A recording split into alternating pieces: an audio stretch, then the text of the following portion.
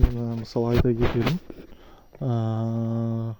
Так, буш не алсаңыздар да болады, солнечный панельден. Олар арзан.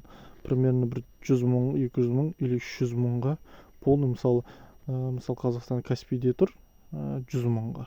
Сіз прямой заводтан 70-80 мыңға алсаңыз, так 80 мыңға алсаңыз 160, сосын нелеріңіз контроліңіз бар, 200 мың кетті дейікші, 200 мың.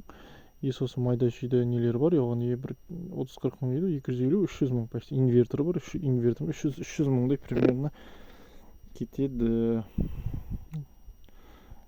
Даже 200 мыңға, 150 мыңға да жинауға болады солнечный электростанцияны. Мощності, мысалы, үйдің светін полностью жағып береді, холодильник қосылады.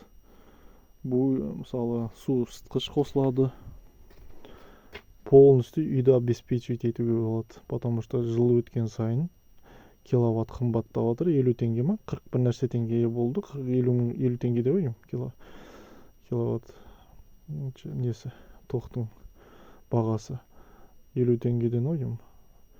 Қазір уже қымбаттап жатыр жаймен. Кейін болашақта вообще қымбаттайды. Сол үшін біз қазақ елімізге айтарым, бауырларымызға, Қазақстанда тұрып атқан бауырларға, мысалы, қаншама ұлт бар бізде, сол кісілерге айтарым, қолдан жинап, өздеріңіз үйден свет жақсаңыздар болады.